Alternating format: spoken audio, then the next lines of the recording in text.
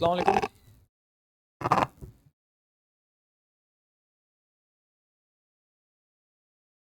तो हमने last class में डेटा टाइप्स पढ़े हैं जावास्क्रिप्ट के। और डेटा टाइप्स में हमने स्ट्रिंग पढ़ लिया है, नंबर्स पढ़ लिया है, बूलियन पढ़ लिया है और एरेज पढ़ लिया है।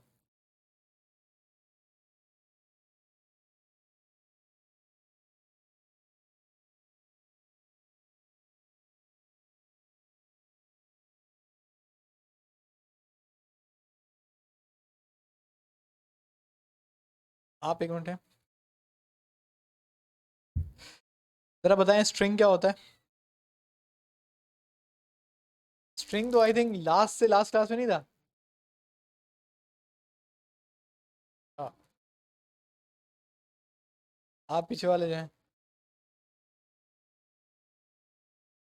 स्ट्रिंग यार, स्ट्रिंग तो सबसे इजी है।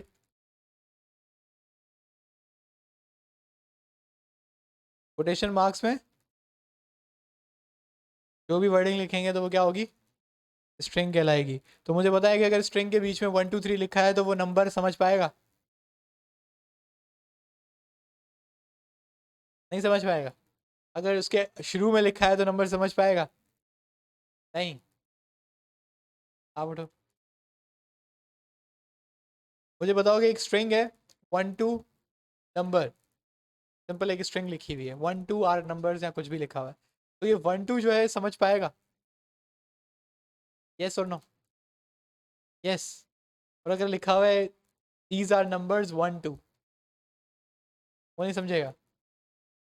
बैठ जाओ।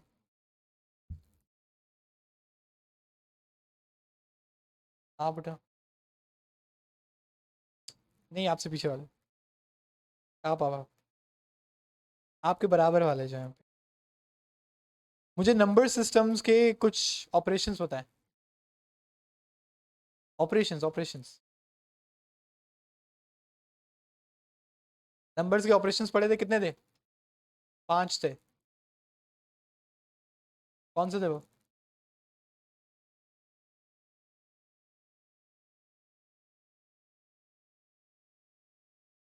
मॉन्टेसरी में जब मैथ्स पढ़ते थे तो क्या पढ़ते थे? क्या?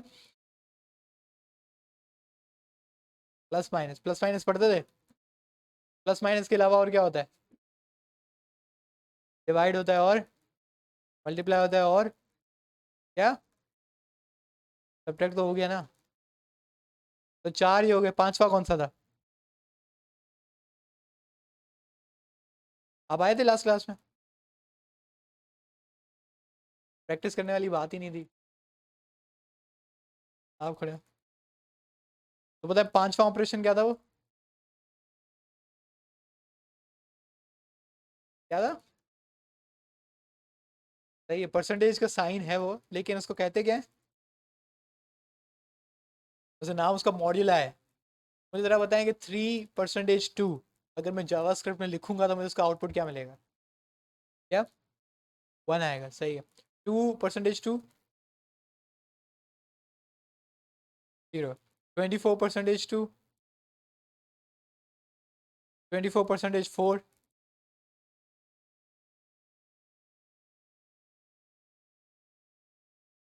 21%7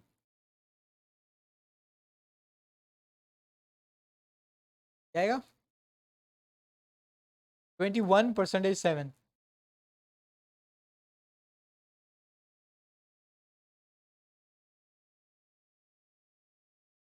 7 का टेबल बताओ। क्या आएगा? 21 आता है 7 के टेबल में? कब आता है? 3 7 3 से 21 होता है। तो परसेंटेज का जवाब क्या आएगा? 3 आएगा, 0 आएगा। हाँ, आप उठो।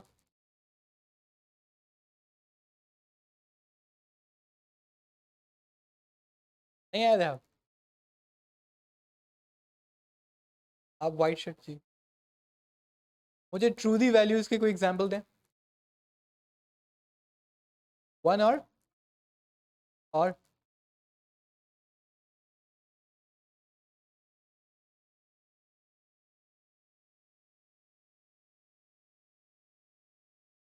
1010। चलो ठीक है, इसको मैं ट्रूदी मान लेता हूँ। और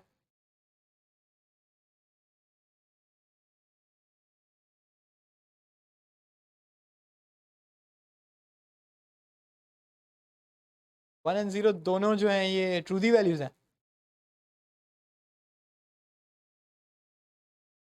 आप स्क्रीन देख रहे हैं? स्क्रीन चल रही है?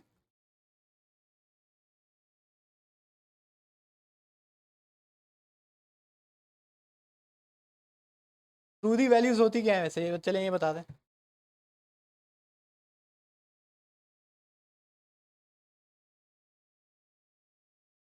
अपने आपने कहा ना 1, तो मैं पूछ रहा हूँ ट्रूदी वैल्यूज का, आपने जवाब दिया 1, तो मैं पूछ रहा हूँ ट्रूदी वैल्यूज होती क्या है। आप ट्रूदी वैल्यूज बोलते किसको हैं?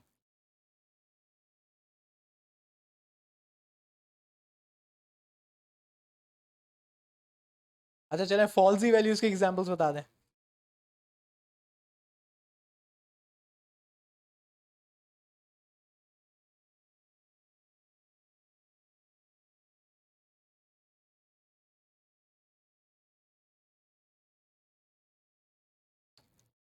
नहीं पता? चलें बैठ जाएं।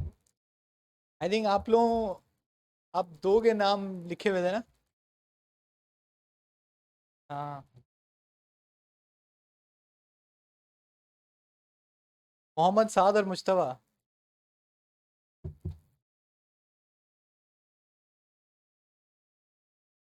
देखें, थोड़ा गौर करें क्लास में। अभी जो आपको चीज़ नहीं आ रही है बहुत बेसिक चीज़ है, और कुछ ना कुछ आपको पता होना चाहिए था। नहीं, ट्रू दी वैल्यूज़ और फॉल्सी वैल्यूज़, उस पर काफ़ी टाइम लगाया था मैंने। एक एक चीज़ वैल्यू जो थी वो लगा लगा के मैं चेक करवा रहा था कि इसका ट्रू आ रहा है, इसका फॉल्स आ रहा है। एक चीज़ तो आपको पकड़ लेनी चाहिए थी, जब मैंने बोला ट्रू दी वैल्यू तो ये सामने इतना बड़ा बड़ा लिखा हुआ था ट्रू। तभी मैंने पूछा आपको स्क्रीन नज़र आ रही है?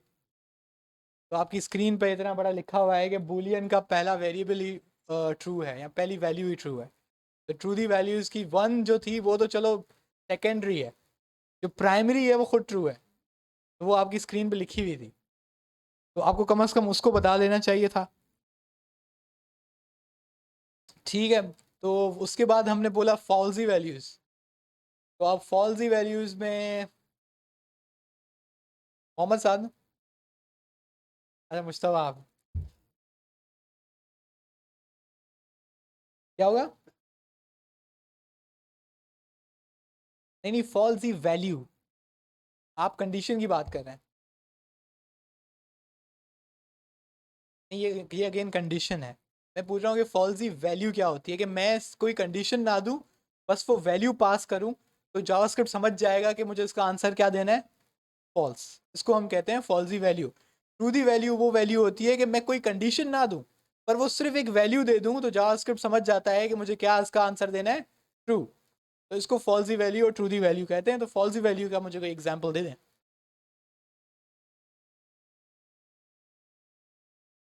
ये स्क्रीन पे इतना बड़ा बड़ा क्या लिखा हुआ है? फॉल्स। जो प्राइमरी फॉल्सी वैल्यू है वो फॉल्स खुद है। उसकी वजह क्या है कि अगर आप कहीं पे भी आके, जो हमने एक चीज़ पढ़ी थी कॉन्सोल, इस कॉन्सोल में आके अगर आप सिंपल लिख लेंगे फॉल्स, तो नीचे क्या और रिटर्न करेगा, फॉल्स। अगर आप किसी भी किस्म की अब इसको कंडीशन देंगे, ये खैर आप अभी थोड़े टाइम के बाद पढ़ेंगे, तो यहाँ पे वो इसको अब क्या कंसिडर करेगा, फॉल्स। हालांकि इधर कोई ना कोई कंडीशन आती है, लेकिन क्योंकि आपने क्या दे दिया, फॉल्स, तो वो इसको ऑटोमेटिकली समझ जाएगा कि मुझे इसका जवाब क्या देना है, फॉल्स देना है। इसके अलावा कुछ और फॉल्सी वैल्यूज थी।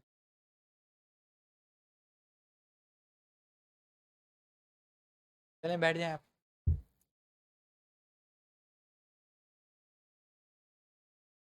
फॉल्सी वैल्यूज,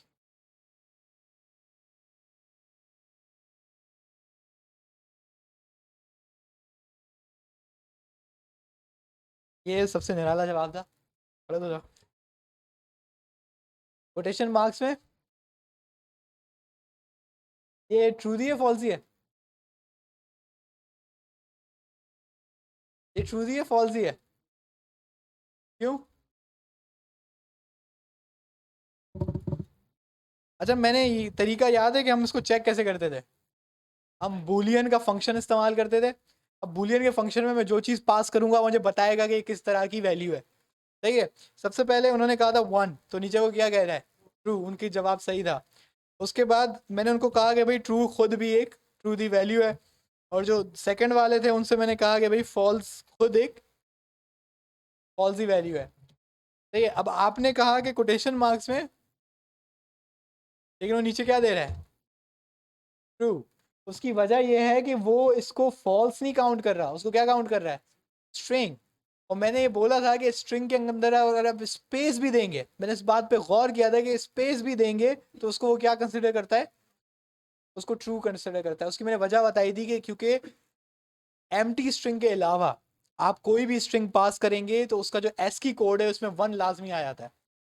जब उसमें 1 लाजमी आ गया तो वो बेसिकली क्या बन गई, ट्रू दी वैल्यू बन गई। तो इसका मतलब है कि अगर आप कोई ना कोई चीज़ स्ट्रिंग में देंगे तो आपकी जो कंडीशन है क्या हो जाएगी, ट्रू। ये बहुत इंपॉर्टेंट है। आगे जाके आप इफ एंड एल्स स्टेटमेंट, मैंने आपको कहा था कि वो आप लिखना सीख लेंगे, लेकिन उसमें लिखने का कोई कमाल नहीं है, उसमें कंडीशन बनाने का मेन कमाल है। और वो कंडीशन तब तक आप नहीं बना सकते जब तक ये वाली चीज़ें आपको क्लियर नहीं होंगी। बात समझ में आ रही है? आप फॉल्सी वैल्यू का कोई और एग्जाम्पल दें।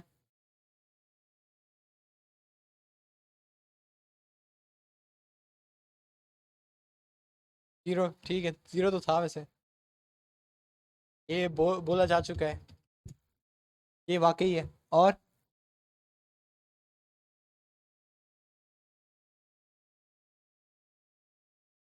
एक फॉल्सी वैल्यू है जो हर बार नीचे से आ जाता है, वो कौन सा है? कौन सा लोग को वो बड़ा पसंद है, वो बार बार नीचे वो लिख रहा होता है। किसी को पता है मैं किसकी बात कर रहा हूँ?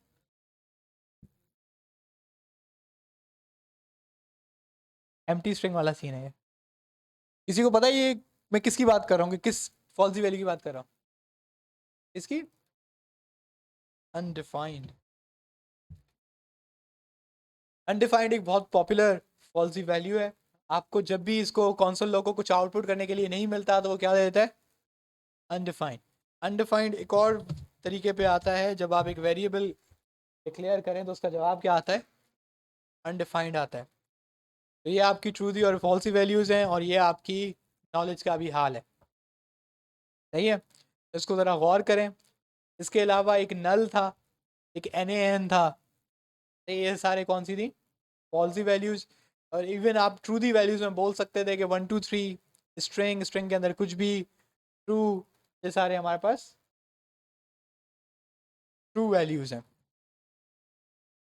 उसके बाद हमने एक बात की थी लॉजिकल ऑपरेटर्स की। कौन से थे लॉजिकल ऑपरेटर्स, किसी को पता है? ये स्कूल में कभी टीचर ने ये बताया है कि बेटा ये देखो ये मगरमच्छ का मुंह है, ये हमेशा उसकी तरफ होगा जो बड़ा नंबर होगा। सही है।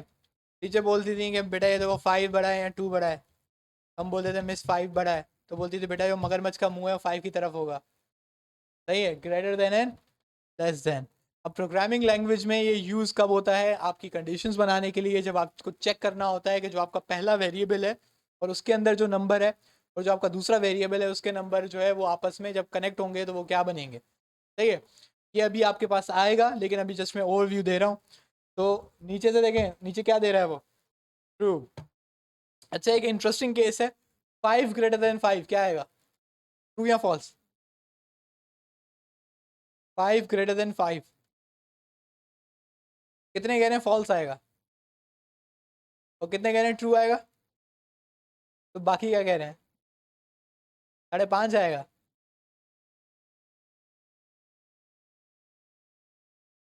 तो 5 ग्रेटर देन 5 क्या जवाब देता है वो, फॉल्स। क्योंकि वो कहता है कि 5 5 के बराबर है, ज्यादा नहीं, ज्यादा वाला सिस्टम नहीं है इधर। क्योंकि ज्यादा तो होगा तो 5.1 5.2 इस तरीके से काम निकल जाएगा। इसके अलावा एक और है, ये वाला तो आपने पढ़ लिया है, इक्वल टू इक्वल टू। अब मैं उसको कहता हूँ कि एक इक्वल टू माइनस करो और ग्रेटर देन डाल दो, अब वो क्या कह रहा है, टू। अब मैंने कंडीशन क्या बना ली है कि या तो ये नंबर इससे ज़्यादा है या इसके बराबर है। अब इसमें दो कंडीशंस आ गई एक साथ ही। क्या मतलब है, अगर मैं यहाँ पे लिख दूंगा 10 तो भी मेरे पास क्या जवाब आएगा, ट्रू। सिर्फ ये फॉल्स कब होगा, जब या तो ये 4 होगा या 5 से छोटा नंबर होगा, तो ये फॉल्स आएगा। क्या नहीं नहीं, ये सिंपल, आप इसको कंडीशन को पढ़ेंगे, अंग्रेजी लिख रहा है एक तरह से और कुछ भी नहीं कर रहा। ये कह रहा है कि 10 is greater than equal to 5। वो आपसे आपको बता रहा है कि 10 नंबर जो है वो या तो 5 से बड़ा है या इसके बराबर है, इस वजह से वो उसको कंडीशन क्या कह रहा है, ट्रू। एक चीज हमने पढ़ी थी, लॉजिकल गेट्स, हमने उसका जिक्र किया था, एंड गेट, और गेट, नॉट गेट, आपसे नहीं किया? कंप्यूटर साइंस वाले कौन कौन है?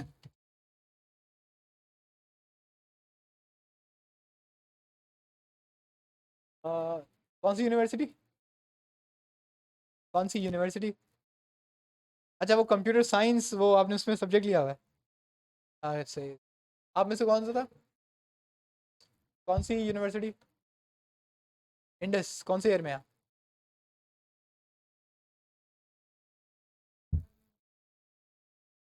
9 में ली थी, तो पता होना चाहिए। हमारे पास एक लॉजिक है जिसको हम कहते हैं लॉजिक, ये वो वाली लॉजिक नहीं है जो अभी थोड़ी देर पहले पढ़ी। लॉजिक का मतलब है इन्फॉर्मेशन, नॉलेज। हमारे पास एक इन्फॉर्मेशन है जिसको हम कहते हैं लॉजिकल गेट्स। लॉजिकल गेट्स एक बहुत इंपॉर्टेंट कॉन्सेप्ट है जो कि कंप्यूटर साइंस में, जो आपका पहला साल होता है तकरीबन, वो उसमें पढ़ाया जाता है। सही है, लॉजिकल गेट्स के पूरे पूरे आपको सब्जेक्ट्स मिलेंगे जिसमें आपको डिस्कशन होती है इसकी। नहीं अभी तक नहीं आई, मैं यही तभी वेट कर रहा था कि वो आए तो मैं तब क्लास शुरू करूँ, लेकिन नहीं आई, 7 मिनट ज़्यादा हो गए तो मैं तभी आ गया था। तो ये पीछे से सारे चल जाएंगे ऑटोमेटिकली, आपको पता लग जाएगा। तो हम बात कर रहे थे लॉजिकल गेट्स की।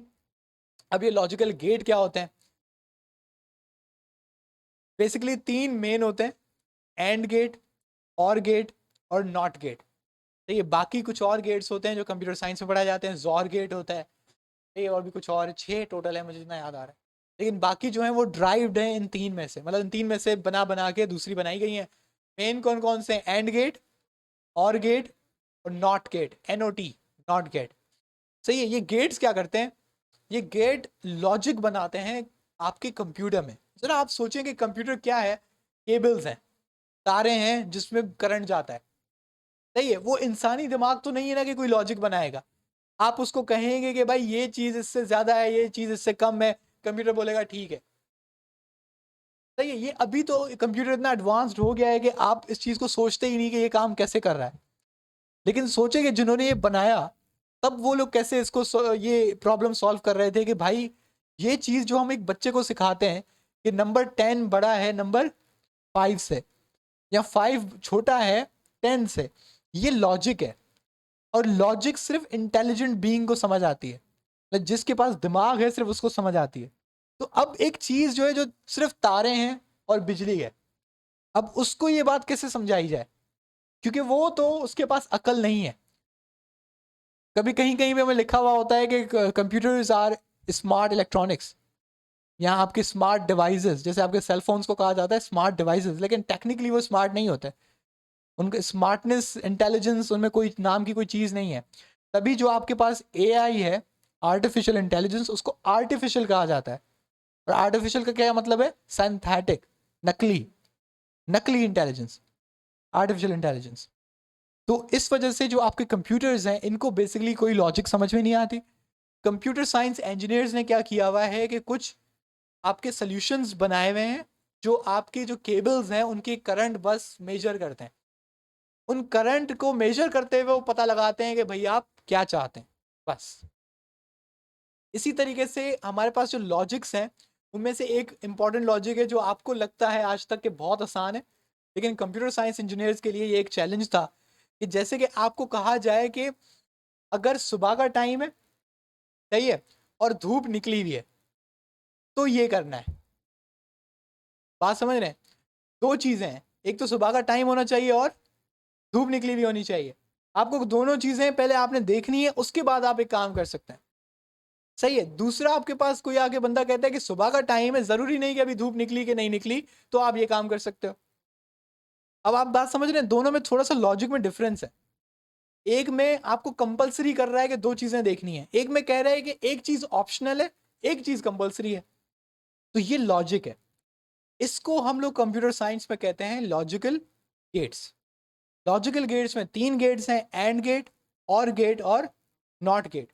एंड गेट कहता है यही वाली चीज कि दो चीजें चेक करनी है मैंने, ये वाली चीज भी परफेक्ट होनी चाहिए और ये वाली चीज भी। जब दोनों चीजें ओके होंगी तो मैं काम करूंगा।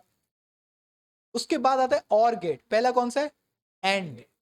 दूसरा है और गेट कहता है, जैसे और अंग्रेजी का लफ्ज है, और का यही मतलब होता है कि डू दिस और डू दैट, ये करो, अगर नहीं है तो वो करो।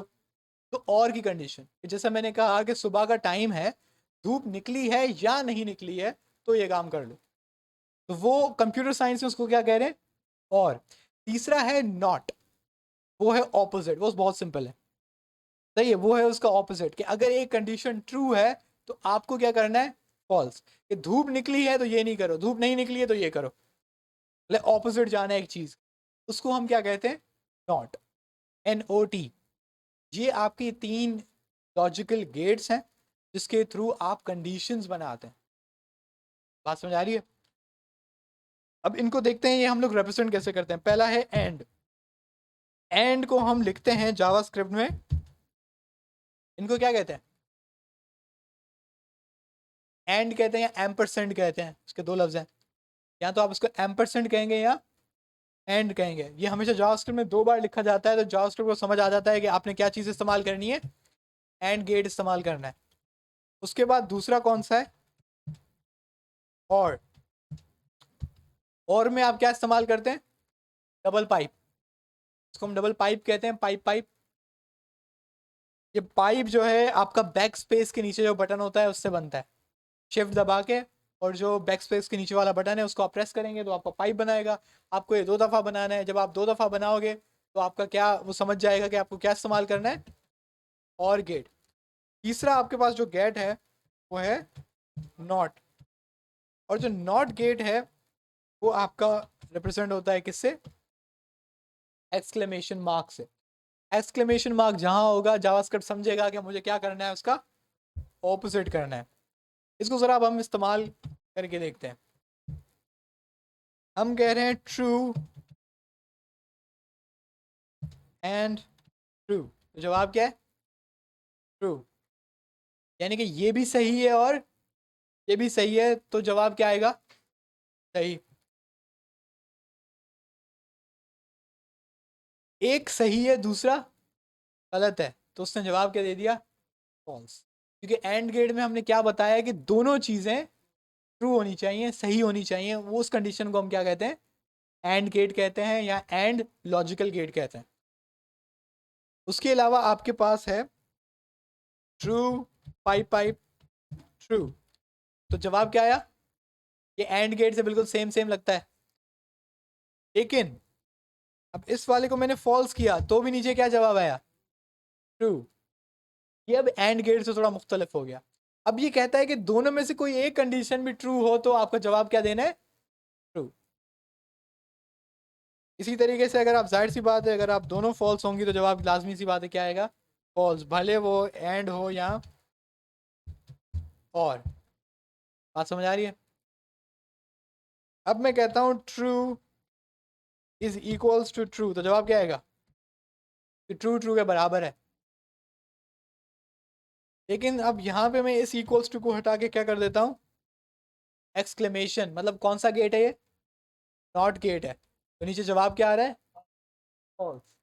तो बेसिकली मैं कह रहा हूं कि मुझे पता है कि ये दोनों बराबर हैं, लेकिन तुम जो जवाब देने वाले थे उसको क्या कर दो? ऑपोजिट कर दो। तो उसने क्या कर दिया? ट्रू को फॉल्स कर दिया। अभी आप में से कुछ बच्चे होंगे जिनको कोई कख समझ में नहीं आ रहा होगा कि हम क्या कर रहे हैं, हम क्यों पढ़ रहे हैं, और क्या क्या इसका ज़रूरत है। सही है, बिल्कुल यूँ कख समझ में नहीं आ रहा होगा कि ये चल क्या रहा है, ये फिजिक्स की क्लास फिर से शुरू कर दी है, ये क्या कर दिया है। लेकिन यकीन करेंगे ये इसका एक्चुअल यूज़ है। ये प्रोग्रामिंग में ख़ास बात ये है कि जो चीज़ आप पढ़ रहे हैं उसका इस्तेमाल है। वरना वो मैं खुद नहीं पढ़ाता, मैं क्यों टाइम ज़ाया करता। सही है, ये फिजिक्स की क्लास नहीं है कि आपने प्रोजेक्टाइल मोशन पढ़ लिया, बाद में पता लगा प्रोजेक्टाइल तो कभी इस्तेमाल करना ही नहीं था। ठीक है, लेकिन यहाँ पर ऐसा नहीं, इसको कुछ टाइम थोड़ा सा आप आगे बढ़ेंगे तो ये चीज़ वापस आएगी और बड़े धूम धड़के के साथ आएगी। ठीक है, अभी तक समझना आपके लिए क्या इंपॉर्टेंट है। एंड का मतलब है कि दोनों कंडीशन ट्रू, दोनों कंडीशन जब तक सही नहीं होती आपका वो काम नहीं करेगा। और का मतलब है दोनों में से कोई एक सही होनी चाहिए। और नॉट का मतलब है कि जो कंडीशन का जवाब है उसको अपोजिट कर दो, पलट दो। सही है,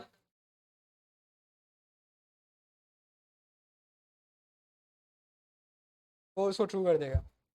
बात समझ आ रही है? ये पता है कहाँ पे यूज़ होता है नॉट गेट? नॉट गेट ये आपका यूज़ होता है नॉर्मली कि आपने देखा है कि वो टॉगल बटन होता है, सिंपल सा वो होता है कि वो आई बनी हुई होती है, अब आई को क्लिक करते हैं तो आपका जो पासवर्ड है वो शो हो जाता है। अब आई को दोबारा क्लिक करते हैं वो पासवर्ड छुप जाता है। तो बेसिकली वहाँ पे नॉट बना हुआ होता है कि अगर ट्रू हुआ हुआ है और आपने वो आई क्लिक कर दी तो वो उसको नॉट कर देता है, अपोजिट कर देता है। तो ट्रू से क्या हो जाता है? फॉल्स। फॉल्स हुआ वो छुप गया, उससे फिर आपने क्लिक किया तो वो फॉल्स क्या हो गया दोबारा? ट्रू। इसे देखिए, समझ रहे हैं? तो इस तरीके से कुछ वर्कआउट करता है, लेकिन अभी हम इनको देखेंगे और यूज़ करेंगे कि ये क्या होता है और किस लिए होता है। तो आप लोगों ने लॉजिकल ऑपरेटर्स पढ़ लिए। ऑपरेटर्स क्या आते हैं? ग्रेटर देन और लेस देन, उसको हम कहते हैं ऑपरेटर। ऑपरेटर लफ्ज जहां भी आए समझ जाएंगे कोई ऑपरेशन का वाला काम है, जैसे कि हमने प्लस माइनस मल्टीप्लाई डिवाइड और मॉडुलाई पढ़ा। बात समझ आ रही है? उसके बाद लॉजिकल ऑपरेटर जब मैं बोलूंगा तो greater than, less than, equals to, ये वाली चीज है। अगर मैं कहूंगा लॉजिकल गेट, जब गेट का लफ्ज आया तो एंड गेट, और गेट और नॉट गेट। बात समझ आई?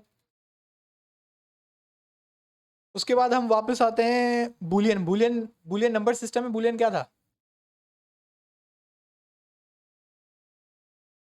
जॉर्ज बुल याद है? जॉर्ज बुल कौन था? जिसने बाइनरी बनाया, एस की नहीं, बाइनरी। जिसने बाइनरी नंबर सिस्टम बनाया। बाइनरी नंबर में कितने नंबर्स होते हैं? कौन कौन से? इसका मतलब है बुलियन में कितने नंबर्स होंगे? 0 1। लेकिन वो 0 1 की जगह क्या बोलते हैं उनको? True and false. लेकिन 0 भी बुलियन है और 1 भी बुलियन है, अगर आप उसको बुलियन के फंक्शन में रखेंगे तो। बात समझ आई? बहुत ईजी। उसके बाद हम आते हैं एरेज। अब आप यहाँ तक जो चीज़ तीन मैंने कहा था आप पढ़कर आए हो, ये हैं आपके बेसिक डेटा टाइप्स। अब जो आ रही है इनको हम कहते हैं रेफरेंस डेटा टाइप्स। क्या बोलते हैं? Reference data types. क्योंकि एट द कोर अल्टीमेटली ये कौन सी डेटा टाइप्स इस्तेमाल करती हैं? ऊपर वाली। बात समझ आ रही है? इनका खुद का कोई वजूद नहीं होता। ये ऊपर ये जो तीन आप पढ़कर आए ये आखिरी में इस्तेमाल इन्हीं को ही करती हैं। इस वजह से हम इनको क्या कहते हैं? Reference data types. और रेफरेंस लफ्ज इस कहाँ से आ रहा है कि मेमोरी में बेसिकली जो आपकी हार्ड डिस्क है वो सेव आपका प्राइमरी डेटा टाइप ही सेव करती है। मतलब फर्ज करेंगे हमने एक एरे बनाई थी, ने शायद ये वाली एरे बनाई थी, याद है? अब ये जो एरे है ना, ये पूरा जाके आपकी हार्ड डिस्क में सेव नहीं होता, बल्कि क्या सेव होता है? ये ए स्ट्रिंग, ये बी स्ट्रिंग और ये सी स्ट्रिंग। और इनका एक जगह पे रेफरेंस सेव होता है कि इसका डेटा कहाँ सेव हुआ हुआ है। समझ रहे हैं? ये तो थोड़ा सा ये अजीब सी आपको बात लगेगी, लेकिन ये इंटरव्यू में आपसे पूछा जाता है। ये जो आपकी एरे सेव होती है ये कैसे सेव होती है? आप उसको कहते हैं कि इनके अंदर जो डेटा सेव हुआ हुआ होता है बेसिकली वो सेव होता है, और उसका हम लोग रेफरेंस याद रख लेते हैं कि कौन सा डेटा कहाँ पे। मतलब हर जो आपकी वैल्यू सेव हुई है उसका एक एड्रेस होता है आपकी मेमोरी में। बात समझ आ रही है? रजिस्टर सुना है किसी ने? रजिस्टर लफ्ज सुना है? Computer registers. उसमें बेसिकली आपके मेमोरी के एड्रेसेस सेव हो रहे होते हैं कि मेमोरी में कौन सी चीज़ कहाँ पड़ी है। सही है? इसमें ज़्यादा डीप बाकियों को जाने की ज़रूरत नहीं है, जो थोड़ा बहुत कंप्यूटर साइंस वाले हैं उनको ये बात समझ आ गई होगी। लेकिन जो आपको इंटरव्यू होता है आप उसमें ये चिपका देना कि रेफरेंस क्या होता है, कि उसके अंदर जो हमारे जो नेटिव डेटा टाइप्स हैं वो बेसिकली उनका रेफरेंस होता है, इस वजह से उनको हम क्या कहते हैं? Reference data types. अब ज़रा एक कमाल की चीज़ देखिएगा जो कि एक इंटरव्यूअर्स का सबसे पसंदीदा क्वेश्चन है। सही है, वो आपके सामने एक कंडीशन लिखेंगे, आप लाजमी सी बात है क्या कहोगे, ट्रू आप कहोगे। उसके बाद आपके सामने वो ये कंडीशन लिखेंगे, आप इसका जवाब क्या दोगे, इसका जवाब क्या है, तो ट्रू है फॉल्स है, पक्की बात है, क्या वो भूल गए कि ये तो करवाया था। 3 करेंगे तो फॉल्स होगा, 2 करेंगे तो ट्रू होगा, नीचे लिखा हुआ भी है भाई। 3 जब करते थे तो ये फॉल्स होता था। ब्लैक शिप, हमें ज़रा ये बताइए कि इधर 2 हमने जब लिखी तो ट्रू आया, जब हमने 3 लिखी तो फॉल्स आया, वजह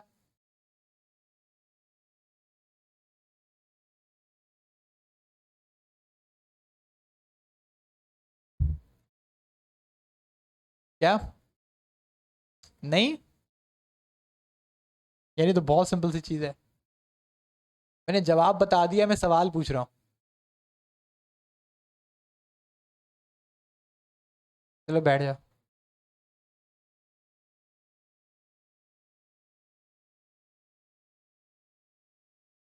इसका रीज़न बताएं।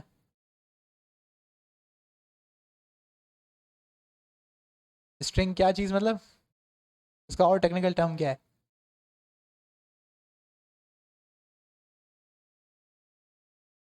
कौन कौन सी चीज़ों को,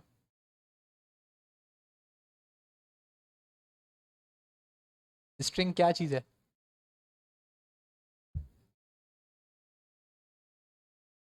ये वो वाली कहानी हो गई है, हमारी क्लास में चेयरमैन ने पूछा पीछे मुड़ के कि मैं क्या पढ़ा रहा हूँ। सही है, तो हमने कहा सर वो एनर्जी इक्वेशन पढ़ा रहे हैं।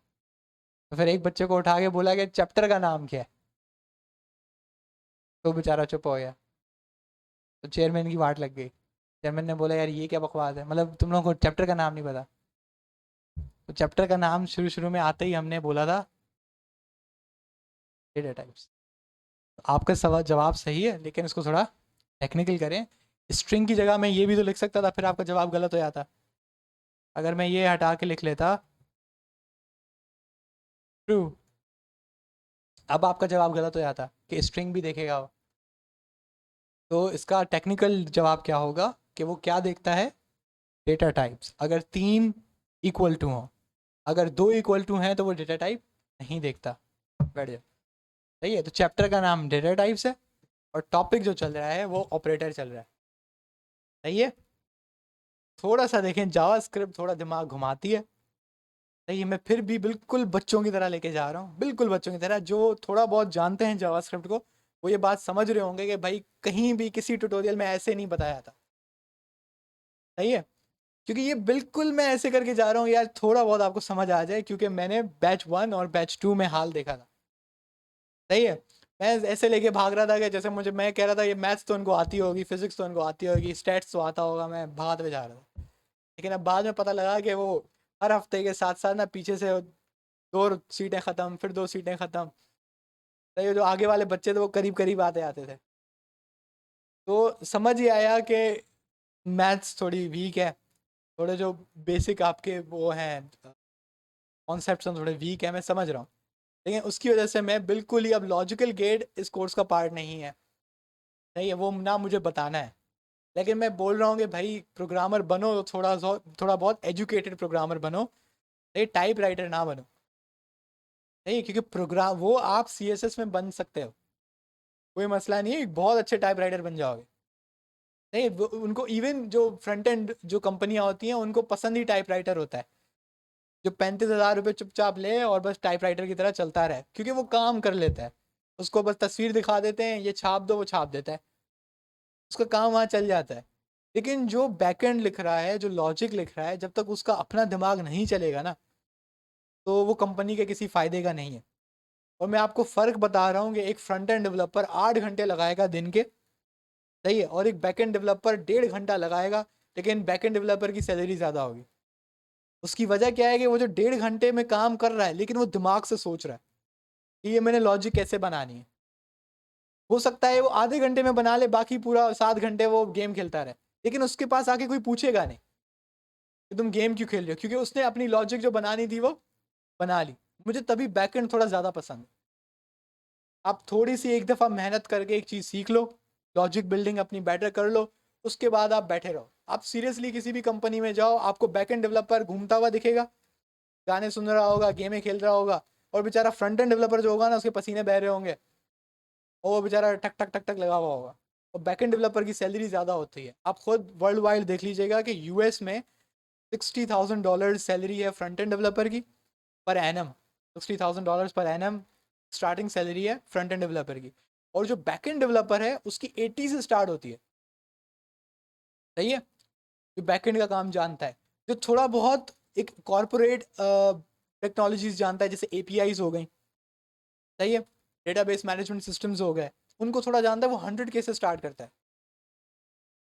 अब दोनों में कोई ज़्यादा फर्क नहीं है, मेहनत इवन फ्रंट एंड ज़्यादा कर रहा होता है, सोच रहा होता है कैसे डिज़ाइन बनाऊं, क्या करूं, कलर को सीधा करो, फिर आके वो क्लाइंट तपाता है, ये इसको ऐसे टेढ़ा करो, इसको ऐसे करो, इसको सीधा करो, ये करो वो करो।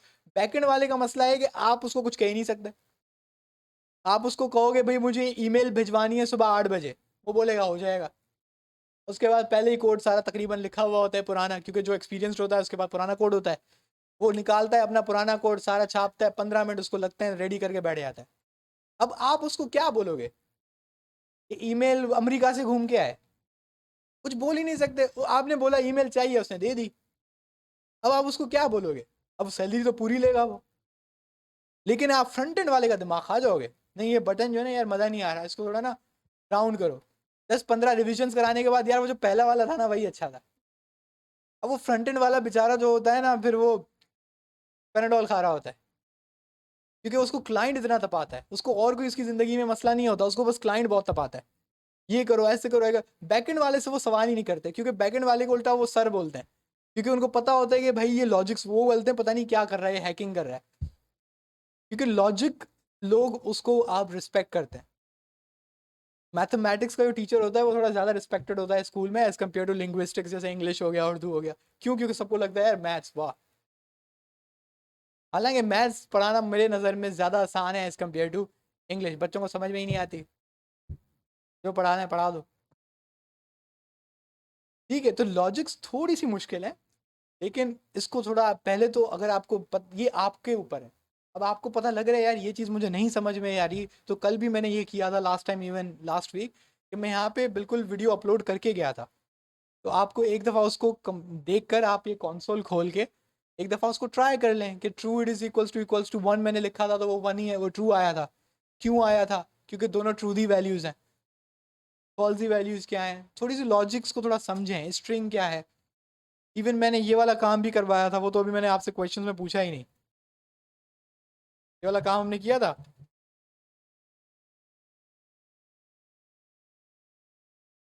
सही है। इसको मैंने टाइप कास्टिंग कहा था, सही है। उसके बाद हमने कॉनकैटिनेशन पढ़ा था। इस तरह के खतरनाक खतरनाक अल्फाज तो मैंने बोले ही नहीं ना आज। मैंने शुरू किया ट्रूदी वैल्यूज, फॉल्सी वैल्यूज, अब आपको वो भी देखो नहीं आ रहा, तो बिल्कुल बेसिक था। अब ये चीज आसान है, लेकिन इसका नाम बड़ा खतरनाक है, कॉन्कैटिनेशन। सही है, लेकिन आपको पता होना चाहिए व्हाट इज कॉन्कैटिनेशन। थोड़ा बहुत एजुकेटेड बंदा बनो, सही है। जब एक लफ्ज आ रहा है तो उसको याद कर लो, वीडियो देख लो कि भाई उन्होंने कौन से वर्ड यूज़ किए थे, ताकि जब आपको देखो कॉन्ट्रैक्ट, मैंने दोबारा कहा कि कुछ कुछ यहाँ पे अपवर्क पे ऐसे भी फ्रीलांसर्स हैं जो मैं खुद कहता हूँ कि मुझसे भी ज़्यादा बहुत चीते हैं, ये उनका दिमाग बहुत है, सही है। लेकिन बीच में से निकल कौन जाता है? जिसको बात करना आती है, जिसको अगले बंदे को ना पागल बनाना आता है। मोटे मोटे अल्फाज रख दो, उसको आगे समझ में ही नहीं आएगा, पता नहीं क्या बोल रहा है, वो बोलेगा भाई ये चीता है। अब एक बंदा चीता है लेकिन वो डिलीवर नहीं करना आता, उसको अगले वाले बंदे को समझाना नहीं आता कि उसको ये काम आता है। वो आके बोलेगा कि वी डू 2+2, अगला बोलेगा जाहिल है, सही है। क्योंकि यहाँ पे ना इंग्लिश एक स्टैंडर्ड है, आप इसको बुरा समझें, गलत समझें, बोलें कि नहीं जी उर्दू हमारी मादरी ज़बान है, नहीं हम तो उर्दू के साथ चलेंगे, ठीक है चल लें, लेकिन प्रॉब्लम यह है कि इंग्लिश एक स्टैंडर्ड है, और अगर आपको डॉलर्स में कमाना है तो आपको इंग्लिश का थोड़ा बहुत सहारा लेना पड़ेगा। तभी मैं जानबूझ के कुछ कुछ इंग्लिश के वर्ड्स यूज़ करता हूँ। उसको या तो लिख लें या कम अज़ कम एक दफ़ा रिवाइज कर लें कि आपको जब मौका मिले तो वो आप चिपका दो। बात समझ आ रही है? इससे आपका जो अपनी कम्युनिकेशन है उसमें वजन पड़ता है। आधा कम्युनिकेशन का कमाल होता है, आधा आपकी कोडिंग स्किल्स का कमाल होता है, तब आप कमाते हो। ठीक है? यहाँ पे बहुत सारे लोग आप देखोगे, वो लोग 20-20 25-25 हज़ार देके सिर्फ लोग रखते हैं कि वो अपवर्क पे बैठ के उनके अकाउंट संभालें, बस उनका और कोई काम नहीं होता। मतलब वो क्लाइंट को पिच करते हैं, क्लाइंट उनसे बातें करते हैं, क्लाइंट को वो लोग जवाब देते हैं। अब वो बंदा इंग्लिश में कोई उसने BA किया हुआ है, उसको कुछ नहीं पता है प्रोग्रामिंग का, लेकिन क्योंकि उसकी इंग्लिश अच्छी है तो वो एक टेक्निकल अगले बंदे को इतना पागल बना लेता है कि अगले बंदे को लगता है ये कोई टेक्निकल बंदा है। क्यों? सिर्फ उसकी कम्युनिकेशन। बात समझ आ रही है? इसको थोड़ा आप याद रखें। अभी जो आपने हाल देखा कि ना ट्रूथी पता है, ना फॉल्सी पता है, ना स्टैटिक टाइप पता है, ना डायनेमिक पता है, आपको ये मसला करेगा। सही है? इसको ज़रा गौर से देख लीजिएगा। इसके अलावा हम एक देख रहे थे नेटिव डेटा टाइप यानी कि बेसिक डेटा टाइप और रेफरेंस डेटा टाइप्स का फ़र्क। ये इंटरव्यू में क्वेश्चन बहुत पूछा जाता है कि आपके सामने 1 = टू करके ये लिखा जाएगा, आप बड़े प्यार से बोल दोगे सर इसका जवाब ट्रू होगा। आप आगे बोलोगे सर इसमें अगर आप इक्वल टू एक और लगाओगे ना तो मैं बता रहा हूँ कि कसम से फॉल्स आएगा। तो वो बोलेगा क्या बात है, लड़के को पता है। आगे आगे फिर वो आपसे पूछेगा कि चल चीते मेरे, बहुत आता है तुम्हें, वो बोलेगा इसका जवाब बता। ये क्या चीज़ है? एरे। अब वो बोलेगा एरे इक्वल टू एरे, इसका जवाब क्या होना चाहिए? जवाब ट्रू होना चाहिए। लॉजिक यही कहती है, जितना अभी तक पढ़ा है वो भी यही कहता है। सही है? इंटरव्यू भी आपको यही बोलेगा और आप बड़े मजे से बोल के ट्रू भी बोल दोगे, और इंटरव्यूअर आगे आके बोलेगा जा यार जाहिल। सही है? इसका जवाब क्या होता है? उसने जाहिल क्यों बोला? क्यों? बुरा मानने वाली बात नहीं है, क्योंकि आपको बेसिक डेटा टाइप और रेफरेंस डेटा टाइप का फर्क नहीं पता। अगर आपको बेसिक डेटा टाइप और रेफरेंस डेटा टाइप का फर्क नहीं पता तो आप प्रोग्रामिंग कर क्यों रहे हो? समझ रहे हो? डेटा टाइप आपका कोर है, कोर है, क्योंकि सारी प्रोग्रामिंग आप करते किसके साथ हो? डेटा के साथ। अब आपको यही नहीं पता कि डेटा की किस्में कौन सी होती हैं, तो फिर तो आप बैठ गए। सही है? तो उसमें से जो आपकी रेफरेंस डेटा टाइप्स होंगी उनका ये जवाब क्या आएगा? हमेशा फॉल्स। उसकी वजह क्या है कि वो मेमोरी में कभी भी डायरेक्टली ये पूरी चीज सेव नहीं करता, और हर रेफरेंस डेटा टाइप का जो एड्रेस होता है वो डिफरेंट होता है। अब ये एरे एक डिफरेंट एड्रेस पे सेव हुई होगी और ये एरे दूसरे एड्रेस पे सेव हुई होगी। तो बेसिकली जावास्क्रिप्ट इन दोनों के जो एड्रेस हैं उनको इक्वल कराने की कोशिश कर रहा है। जब वो उनको इक्वल कराएगा तो लाजमी सी बात है उसका जवाब क्या आएगा? फॉल्स। क्योंकि एक ये एरे कहीं और सेव हुई हुई है और वो एरे कहीं और सेव हुई हुई है। इसके बजाय जब आप एक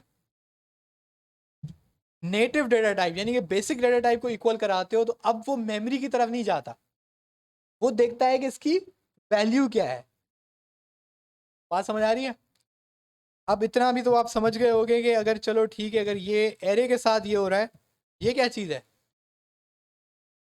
इसको क्या बोलते हैं? Curly braces. बहुत सही कह रहे हो। लेकिन अब आप पढ़ रहे हो जावास्क्रिप्ट, तो अब जावास्क्रिप्ट की ज़बान में इसको हम कहते हैं ऑब्जेक्ट। क्या कहते हैं? ऑब्जेक्ट। ऑब्जेक्ट भी रेफरेंस डेटा टाइप की दूसरी किस्म है। तो ऑब्जेक्ट इक्वल टू ऑब्जेक्ट, तो इसका जवाब ये क्या आएगा? फॉल्स। बात समझ रहे हो?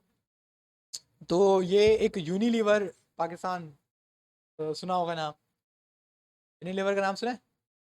यूनिलीवर MNC है, मल्टीनेशनल कंपनी है। तो यूनिलीवर के अब ये सर्फ एक्सल, कोलगेट, ये सारे आई थिंक यूनिलीवर के हैं। दो बहुत बड़ी हैं, PNG और एक यूनिलीवर। इनके ये सारे ये जो नहीं है Mortein, SIT, Pantene, Head and Shoulders, ये सारे इनको हम कहते हैं फास्ट मूविंग ऑब्जेक्ट्स, FMCG। ये सारे जो प्रोडक्ट्स हैं ना पाकिस्तान में दो डोमिनेंट है, एक PNG है और दूसरा यूनिलीवर है। यूनिलीवर पूरी दुनिया में बहुत बड़ी कंपनी है, MNC। उसका रिएक्ट डेवलपर का एक इंटरव्यू था एक लड़के का, उससे ये सवाल पूछा गया था यूनिलीवर के इंटरव्यू में। सही है, 3 सवाल थे, 3 में से एक ये था। मतलब उनको कोडिंग से इतनी कोई नहीं पड़ी थी, वो देखना चाह रहे थे कि इसके बेसिक कॉन्सेप्ट्स कैसे हैं। ठीक है, कोडिंग तो उन्होंने कहा बाद में देख लेंगे, पहले ये बताओ। दूसरे का जो आपका था वो था ऑब्जेक्ट मेथड्स, जो अभी आएंगे। और जब मैं दूसरे बैचेस को भी पढ़ाता हूँ तो हमेशा बोलता हूँ कि उसकी प्रैक्टिस लाजमी कीजिए, वरना वो आपको ऐसे सर के ऊपर से निकलेंगे, आपको याद भी नहीं रहेगा। ठीक है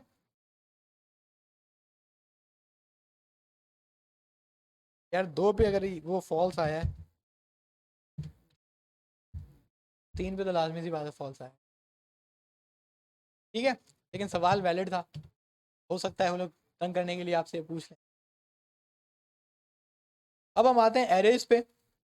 अब एरेज और ऑब्जेक्ट्स, ये दोनों आपस में बाय डेफिनेशन थोड़ा मैच करते हैं। की वजह क्या है कि एरे और ऑब्जेक्ट दोनों जो हैं वो कलेक्शन होते हैं दूसरी डेटा टाइप का। कलेक्शन किसको कहते हैं? जब एक जगह पे बहुत सारी चीजें हों, तो यही चीज एरेज में भी और यही चीज ऑब्जेक्ट में भी है। अब एरे में हमने लास्ट टाइम अगेन आपने जो चीज देखी थी,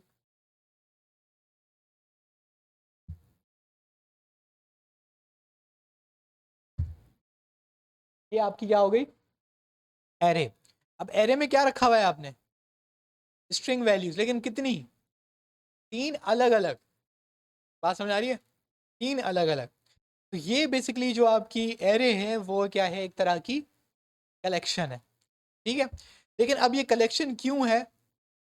इसका कोई सिंगुलर चीज भी होती है क्या? क्योंकि ये तो मल्टीपल है।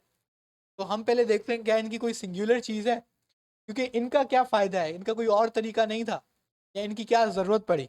उसको समझने के लिए हमें एक और टॉपिक पहले पढ़ना पड़ेगा, क्योंकि वैसे आपकी बुक का चैप्टर नंबर 2 है आई थिंक, जो आपकी लर्निंग जावास्क्रिप्ट वाली जो बुक है, simple way to learn JavaScript, उसका चैप्टर नंबर 2 है।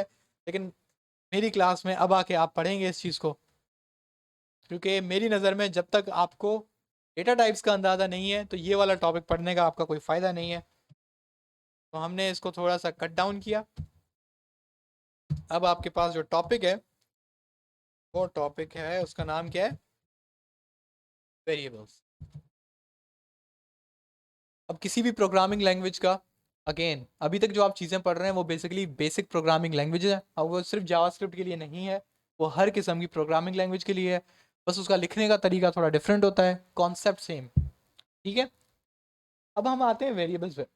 अब वेरिएबल्स क्या होता है? आपने ये तो पढ़ लिया कि प्रोग्रामिंग लैंग्वेज में डिफरेंट डिफरेंट डेटा टाइप होता है, नंबर होता है, स्ट्रिंग होता है, ठीक है, बूलियन होता है, एरे होता है, ऑब्जेक्ट होता है। ये तो आपने डेटा टाइप पढ़ लिए, आपने इनको बड़े गौर से डिस्कस भी कर लिया है, क्या होते हैं, कैसे होते हैं।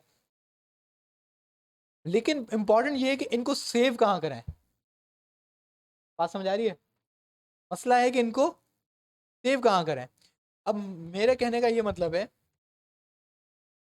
अब मैंने एक स्ट्रिंग वैल्यू लिखी, ठीक है, अब मैंने इसको क्लियर कर दिया, अब मुझे वो स्ट्रिंग वापस चाहिए। तो अब मेरे पास तरीका क्या रह जाता है कि मैं इसको दोबारा लिखूं, और कोई तरीका है मेरे पास? नहीं। लेकिन हमारे पास अब इसका एक तरीका है कि अब आप इसको एक जगह पे सेव कर सकते हैं, और उस चीज को हम क्या कहते हैं? वेरिएबल्स।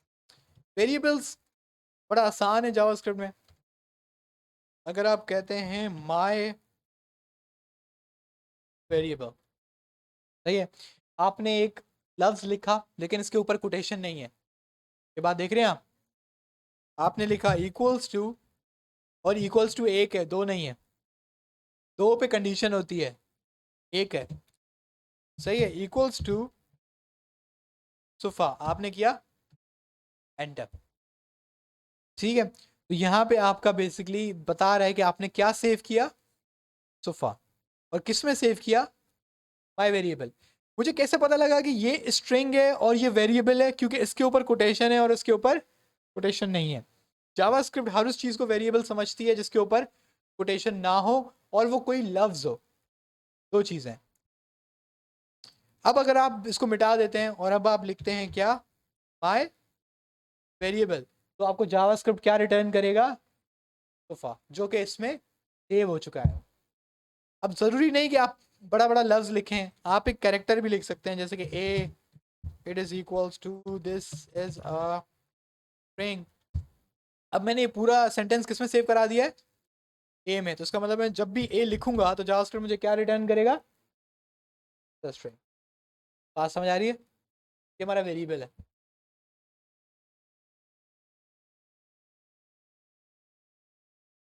बिल्कुल सही है। ये जो बात पूछ रहे हैं, कह रहे हैं कि मैंने ए में सेव करा दिया क्या, दिस इज अ स्ट्रिंग।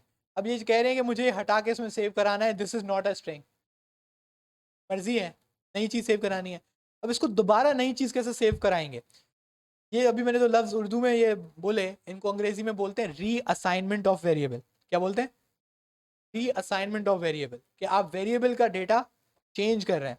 इसका डेटा चेंज करने का तरीका बेहद आसान है। आपने फिर से ए इक्वल्स टू लिखना है, और यहाँ पे जो भी आप इसको नई वेरिएबल देना चाहते हैं, नई वैल्यू देना चाहते हैं, वो आप दें और एंटर दबा दें। अब आप ए दबाएंगे तो आपको क्या देगा, this is not a string.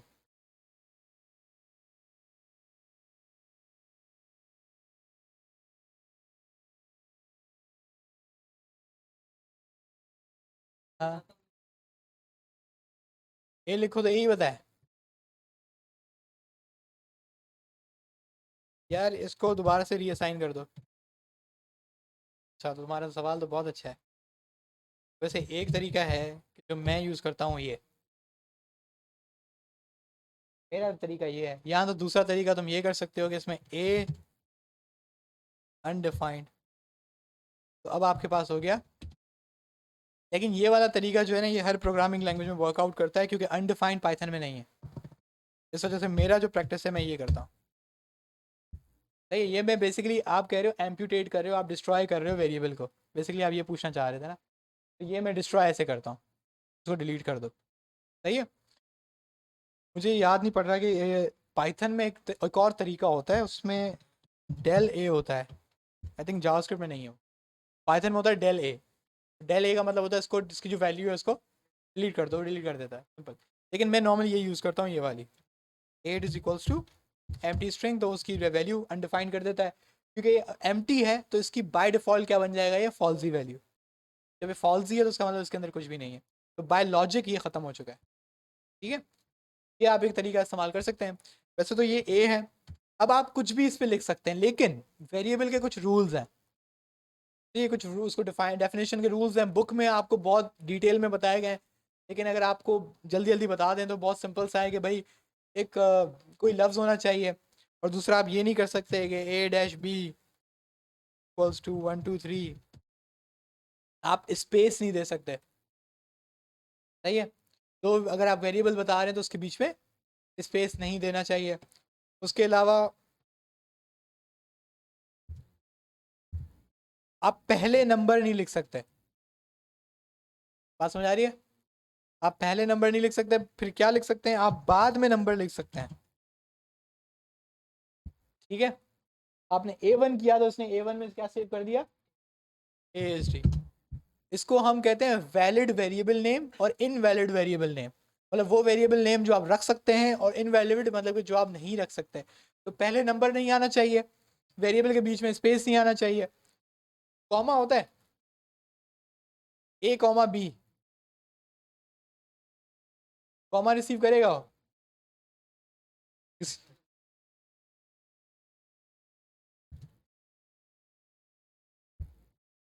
किया उसने।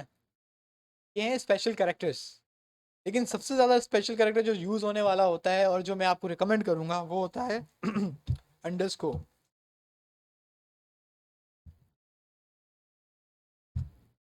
सही है। एक, अब आपके पास A_, B की वैल्यू क्या हो गई, ABC। अब आप बेसिकली क्या कर रहे हैं कि इनके अंदर कुछ वैल्यूज़ सेव करें। अब आप बोल रहे हैं कि यार, जब आप ये सोच सकते हैं कि जब हमें एक लफ्ज़ ही लिखना है, उसके अंदर एक और लफ्ज़ सेव कर रहे हैं, तो ऐसा क्यों, सवाल है ना अपनी जगह पे। तो होता क्या है कि आप एक वैल्यू को कोड के अंदर 10-15 बार यूज़ कर सकते हैं। ऐसा बहुत ज़्यादा आपके पास सिनारियो आता है कि आपने एक ही वैल्यू को पूरे अपनी फाइल के अंदर, फर्ज करें 10 बार, 15 बार, 20 बार इस्तेमाल करना है। ठीक है, अब मसला ये हुआ कि आपने बाद में बोला कि आपके क्लाइंट ने बोला कि यार ये जो चीज़ है ना, इसको ये नहीं ये कर दो, सही है। अब आपको मसला क्या होगा कि क्योंकि अगर आपने वेरिएबल इस्तेमाल नहीं किया था तो आपको अपने कोड में जाकर उन 10-15 जगहों पे उसको बदलना बदलना पड़ेगा। अगर आपको पहले पता होता कि भाई वेरिएबल भी एक काम की चीज़ है, तो आपने वो वैल्यू किस में पहले सेव करी होती, एक वेरिएबल में, और वो वेरिएबल का नाम हर जगह इस्तेमाल कर लिया आपने, भले 100 जगह, 200 जगह, 300 जगह, और आपको क्लाइंट ने कहा यार ये नंबर बदल दो। आप क्या करोगे, उस वेरिएबल की वैल्यू बदल दोगे, सारे कोड में ऑटोमेटिक बदल जाएगा। तो इसका बेसिकली ये यूज़ केस है, रीयूजेबिलिटी। इसको बार बार इस्तेमाल किया जा सकता है और बार बार चेंज भी किया जा सकता है। अब जैसे कि इसमें कॉम्प्लेक्स चीज़ें भी सेव होती हैं, जैसे कि आपने सेव कर लिया माय नाम, अब एक बहुत बड़ा सा नंबर है,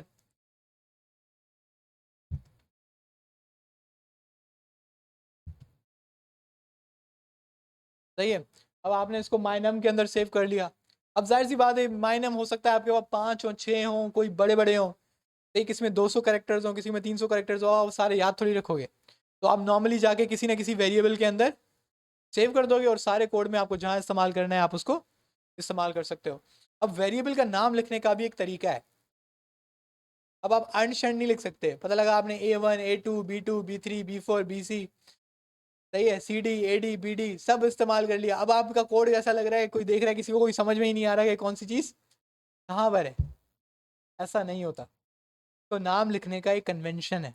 अब जैसे कि आपने एक वैल्यू लिखनी है फॉर फॉर नेम, तो आप टेक्निकली क्या लिखोगे, यूज़र नेम, सही है। अब ये जहां भी यूज हुआ हुआ होगा तो सबको पता लगेगा ये क्या चीज है, यूजर नेम, सही है। यहाँ आपने बोल दिया कि यूजर ईमेल, अब आप सबको पता लग रहा है क्या चीज है, यूजर ईमेल।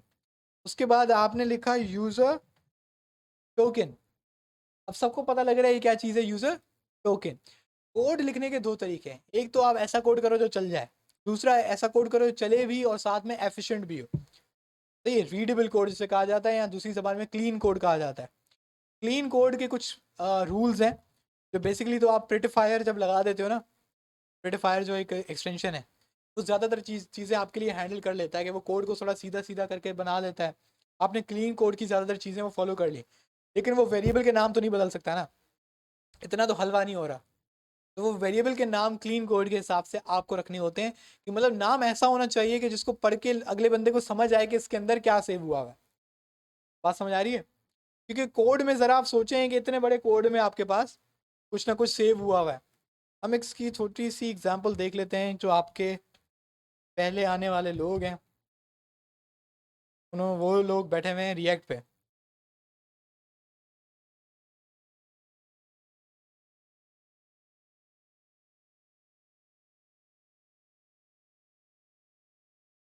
अब ये एक वेरिएबल है, वेरिएबल का नाम क्या है, सेट ईमेल। अब इसको पढ़ के ही आपको समझ आ रहा है ये क्या करेगा, ईमेल को सेट करेगा, सही है। अब इधर देखेंगे, मैंने 3 वेरिएबल्स बनाए हुए हैं, 3-4 हैं। पहला वेरिएबल कौन सा है, ईमेल, सेट ईमेल। PWD का मतलब क्या होता है, password, set password, message, set message, status, set status. ये सारे वेरिएबल्स हैं, ये टोटल 8 वेरिएबल्स हैं। अब 8 वेरिएबल आपने पढ़े, हालांकि आपको कख नहीं पता ये क्या चीज़ है, लेकिन आप वेरिएबल का नाम पढ़ के समझ जा रहे हैं कि ये क्या चीज़ है, इसमें क्या सेव होता होगा और ये क्या करता होगा। तो ये नाम इस तरीके से होना चाहिए। लेकिन ये भी नहीं है कि आपने लिखा, जिसको हम कहते हैं कि बहुत ज़्यादा ही, this variable has my user address, don't show on screen. अब मजे की बात है कि जावास्क्रिप्ट इसको उठा तो लेगा, जावास्क्रिप्ट बोलेगा ठीक है वेरिएबल है, मैं क्या करूं, अगला बंदा पागल है। लेकिन प्रॉब्लम ये है कि ये कोई बंदा देखेगा ना, तो आपको वहीं पे फायर कर देगा, नहीं है, वो बोलेगा ये क्या पागल बंदा है, इसका दिमाग खराब है। सही, तो इस तरह से भी नहीं होना चाहिए कि आप बोलेंगे नहीं नहीं मैं तो इतने कॉम्प्रीहेंसिव वेरिएबल का नाम लिखूंगा कि अगले बंदे को ना समझ आ जाएगा ये क्या करता है। सही है, पता लगा नाम इतना बड़ा है और उसमें सेव हुआ हुआ है ABC। ठीक है, इस तरह से नहीं होना चाहिए कि बिल्कुल ही आपने ना खुले बिल्कुल अखीर कर दी। तो वेरिएबल का नाम लिखने का एक सिंपल तरीका है और इस तरीके से होता है। अच्छा, अब इस जो अल्फाज आप लिख रहे हैं, जो करेक्टर्स आप लिख रहे हैं, उसका भी एक तरीका है। उसके दो तरीके होते हैं। पहले को हम पास्कल केस कहते हैं, सुना है किसी ने?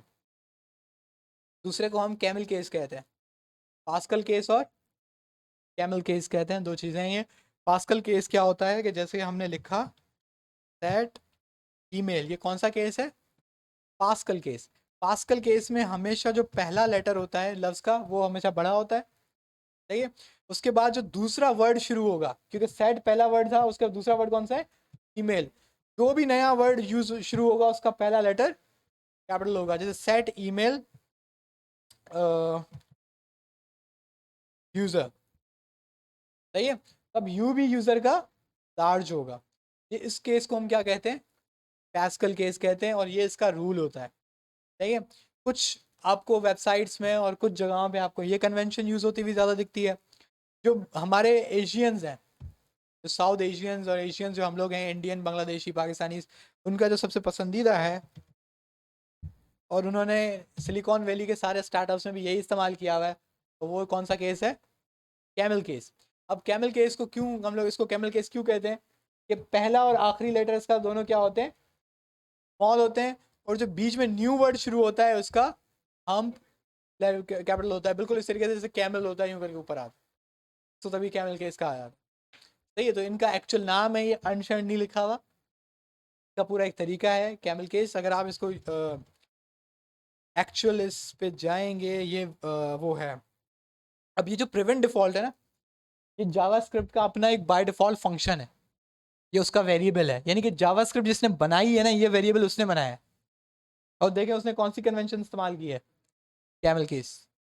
पक्का इंडियन होगा, सही है, क्योंकि इंडियन ज़्यादा इस्तेमाल करते हैं। मैंने देखा है कि यूरोपियंस पास्कल ज़्यादा इस्तेमाल करते हैं।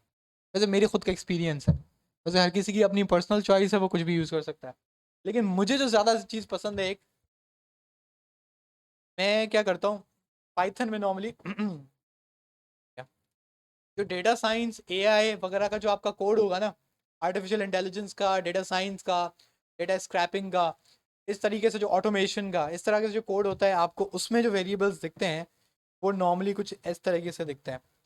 क्योंकि हमें ना जो कैपिटल लेटर्स है ना, उनसे थोड़ी नफरत होती है, पता नहीं क्यों।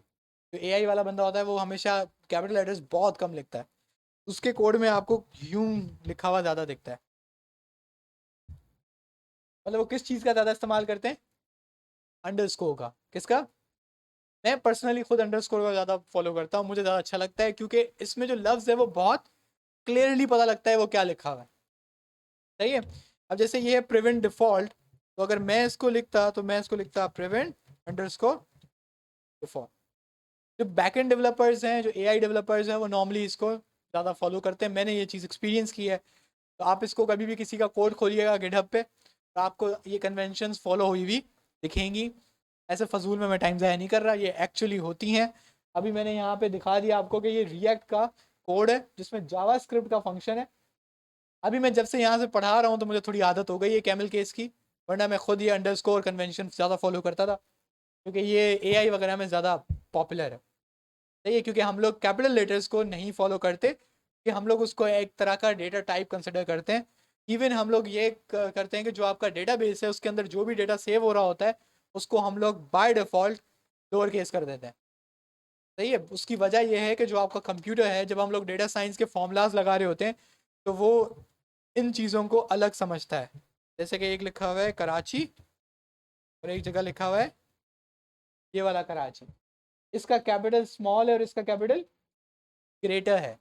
तो अगर ये डेटा साइंस हो रही होती, एनालिसिस हो रहा होता, तो इन दोनों को वो क्या दो क्लासेस कंसिडर करता, ये कराची अलग है और ये कराची अलग है। तो डेटा साइंस के ज़्यादातर फील्ड में हम लोग सबको पहले लगा देते हैं बिना देखे हुए लोअर केस। हम कहते हैं जो भी डेटा है उसको क्या कर दो, लोअर केस कर दो। अभी जो आपने सारी चीज़ें बहस सुनी वो किस बारे में थी? वेरिएबल्स। किस बारे में थी? वेरिएबल्स। लेकिन आपने ये बात नोट की कि वेरिएबल एट अ टाइम एक ही चीज सेव कर सकता है। देखा आपने, एट अ टाइम एक ही चीज फॉलो करता है। दूसरी चीज,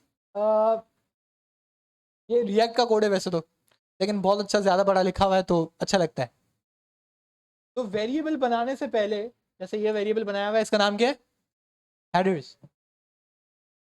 इसके आगे एक चीज लिखी हुई है, क्या लिखा हुआ है? कॉन्स्ट। कॉन्स्ट लिखा हुआ है, इसका मतलब कांस्टेंट है। तो ये क्या चीज है?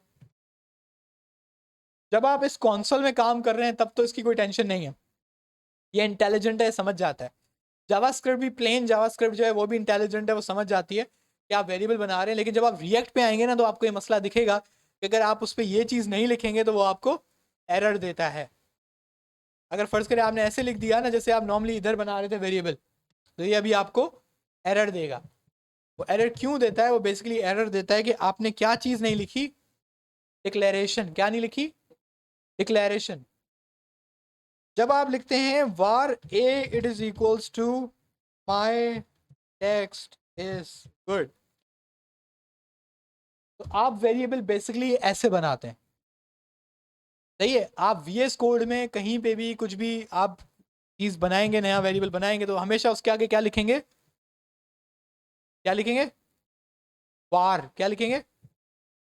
तुम कहते हैं वार, और वार का फुल फॉर्म वेरिएबल खुद है। ठीक है? तो यहां पे वार है और यहां पे क्या है? कॉन्स्ट। अब ये क्या कहानी है? जावास्क्रिप्ट में वेरिएबल बनाने के 3 तरीके हैं।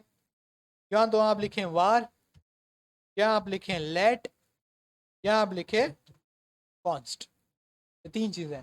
अभी आप लोगों का जो स्कोप है इतना नहीं है कि मैं आपको ये बात बताऊं कि तीनों में क्या फ़र्क है, क्योंकि अगर मैं तीनों में बात फ़र्क बताने लग गया तो अभी आप घूम जाओगे। ठीक है? वो हम थोड़ा तब देखेंगे जब आप फंक्शंस पढ़ोगे।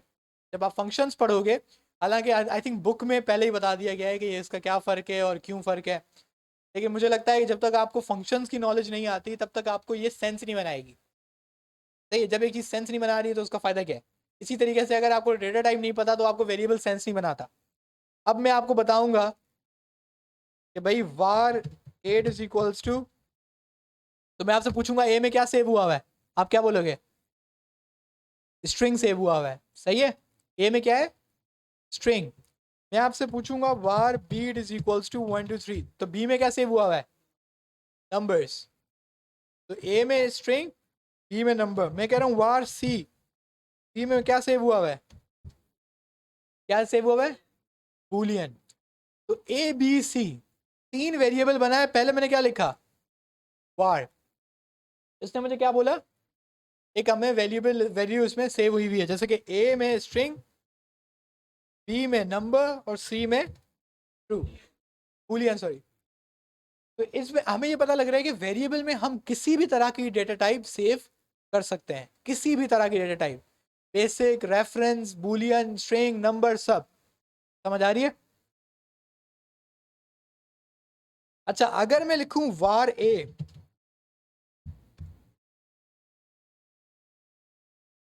बल्कि var abc, तो ये आपका वेरिएबल बना या नहीं बना?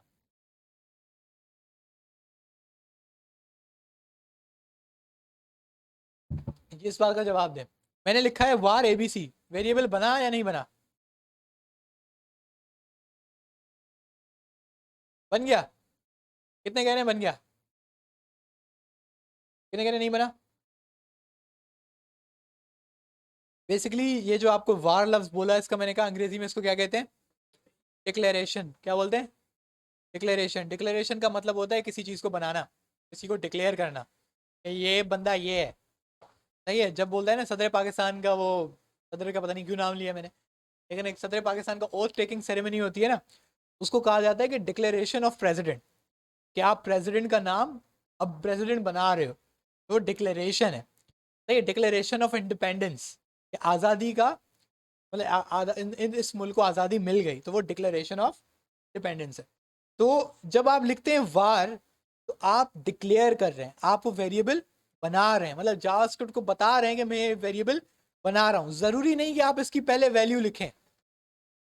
अगर आप इसके आगे कुछ भी नहीं लिखते तो फिर जावास्क्रिप्ट समझ जाती है कि आपने वेरिएबल बनाया है लेकिन अभी तक इसकी वैल्यू नहीं लिखी।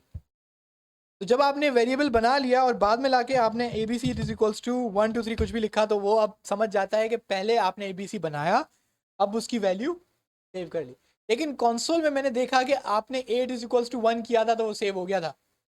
सही है, ये थोड़ा सा जावास्क्रिप्ट इंटेलिजेंट है, तो समझ जाता है कि भाई आपने वार लिखना था लेकिन शायद आप भूल गए। लेकिन आपकी प्रैक्टिस ये होनी चाहिए कि जब भी आप वेरिएबल बनाएं तो उसके आगे क्या लिखें, वार। जब आप आगे कुछ नहीं लिखते तो उस वेरिएबल में क्या सेव होता है, अनडिफाइंड। अब एक काम करते हैं, मैं बोलता हूं न्यू वार, तो मुझे क्या एरर आया, new war is not defined. लेकिन अगर आप गौर करें, वार न्यू वार, अब मैं जब लिखूंगा न्यू वार तो वो क्या बताएगा, लेकिन वो एरर नहीं देगा।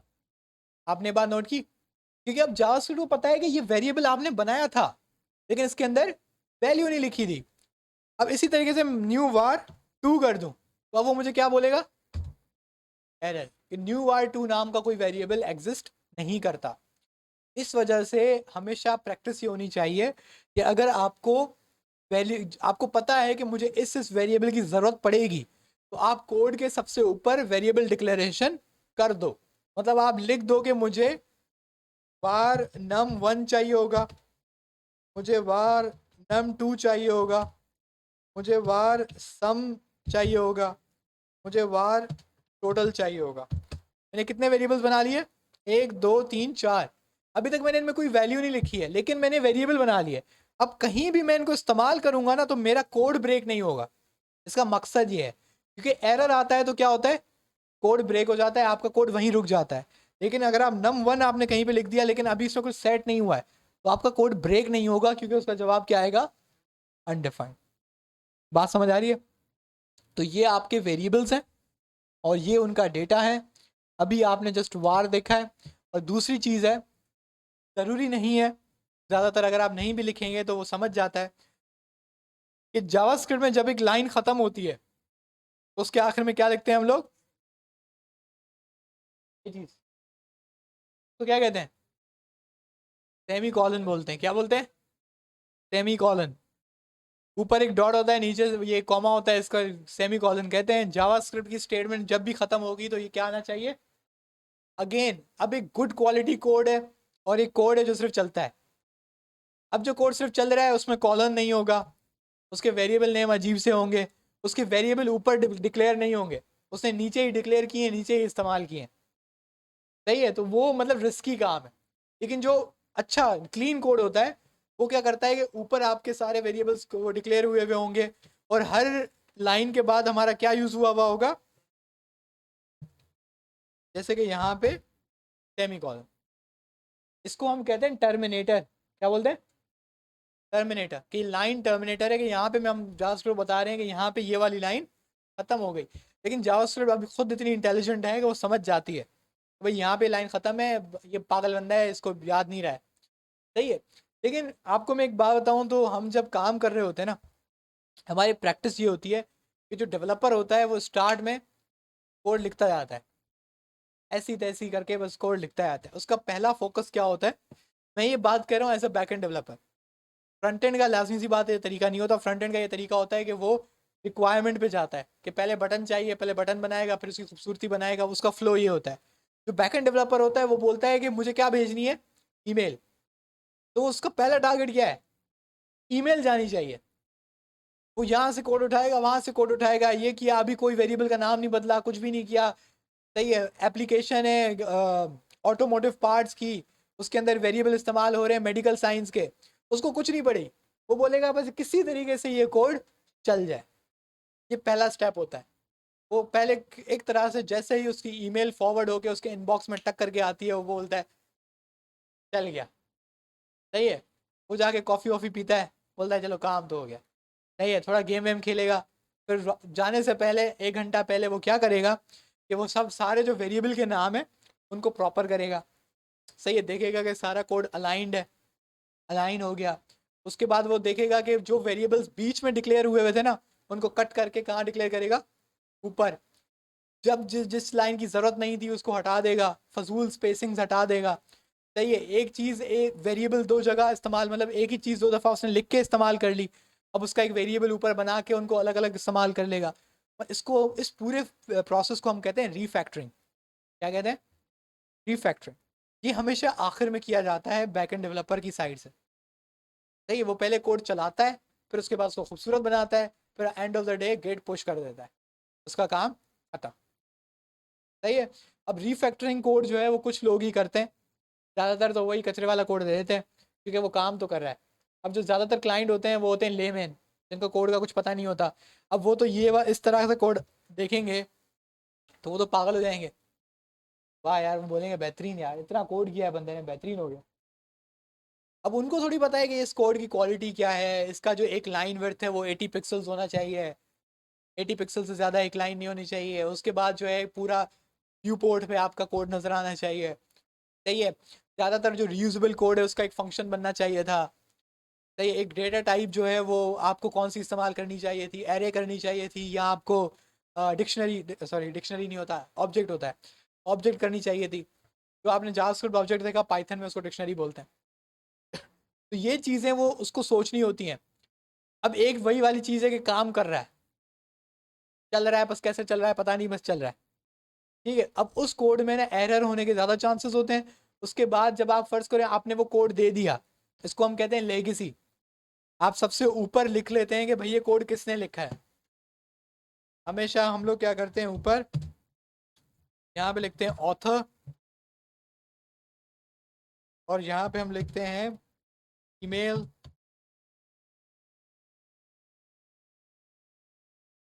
सही है। आप कभी जो लाइब्रेरीज होती है ना, जो जावास्क्रिप्ट की लाइब्रेरी है, दूसरी जगह की लाइब्रेरी है, आप उसको देखिएगा, उसके कोड के ऊपर पर लिखा हुआ होता है ये किसने लिखा है और उसकी ईमेल एड्रेस क्या है। वो क्यों लिखते हैं, क्योंकि उन्होंने साफ सुथरा बेहतरीन कोड लिखा हुआ होता है, ताकि कोई कंपनी वाला, कोई भी बंदा उस कोड को पढ़े ना, तो बोले यार क्या कोड लिखा है बंदे ने। इस चीज़ का एक्सटेंशन प्रिटिफायर, प्रिटिफायर आप सर्च कर लीजिएगा, वही जो सिंपल आपने HTML के लिए भी यूज़ की थी उसके लिए भी लग जाती है, सेम ही है, HTML CSS JS। प्रिटिफायर यूज़ नहीं की थी आप लोगों ने। एक्सटेंशन में आप जाके यहाँ पे लिखिए प्रिटी,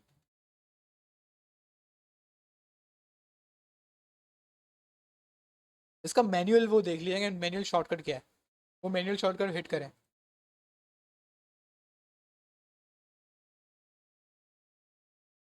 हाँ, एरर होता है तो वो नहीं करता, हाँ, क्योंकि उसको समझ में नहीं आ रहा ना कि आप क्या कर रहे हो।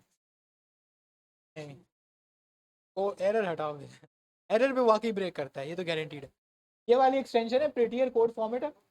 अगर आप इसकी सपोर्टेड लैंग्वेजेस में जाएंगे तो ये जावास्क्रिप्ट, टाइपस्क्रिप्ट, फ्लो, टाइपस्क्रिप्ट बताई थी मैंने आपको, मतलब आपको पता भी होनी चाहिए, flow, JSX, Jason, CSS, SCSS and less, ये कुछ आपकी जो जावा आपकी हैं लैंग्वेजेस, वो आपको बता रहे हैं कि उनको सपोर्ट करता है। तो आपके काम की कौन सी है, तो वही उसको सपोर्ट करता है। वैसे टाइपस्क्रिप्ट इसी की बहन है, लेकिन बहुत नक्चड़ी बहन है, खतरनाक है, सही है। तो पहले आप जावास्क्रिप्ट सीख लें, फिर इंशाल्लाह आपको मैं बताऊंगा कि टाइपस्क्रिप्ट क्या होती है, अगर दिल करे तो सीख लीजिएगा। वैसे एक जो जावास्क्रिप्ट का रिएक्ट डेवलपर है उसकी सैलरी थोड़ी कम होती है, टाइपस्क्रिप्ट का जो रिएक्ट डेवलपर है उसकी सैलरी थोड़ी ज़्यादा होती है। उसकी वजह ये है कि वो टाइपस्क्रिप्ट का जो डेवलपर है वो समझ लें कि जावास्क्रिप्ट लिख रहा है लेकिन जावा के फॉर्मेट में।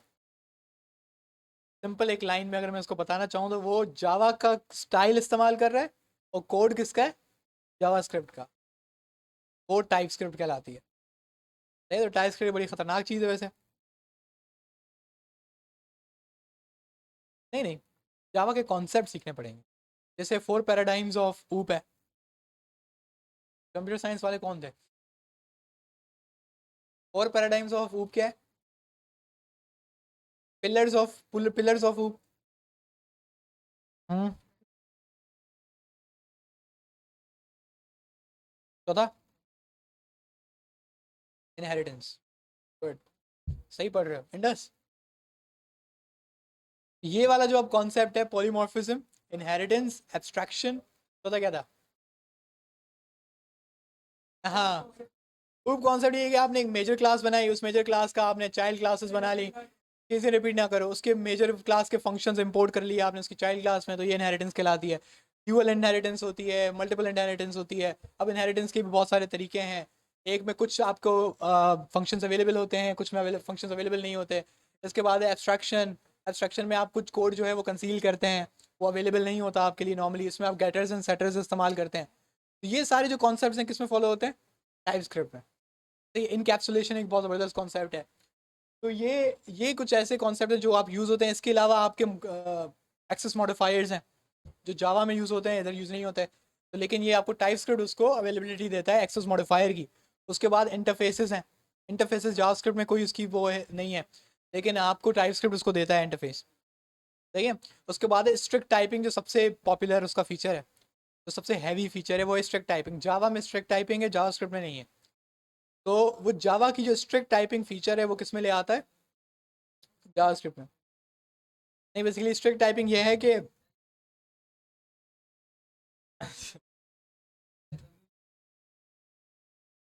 देखें, आपने एक वेरिएबल बनाया ए के अंदर आपने क्या सेव करा लिया?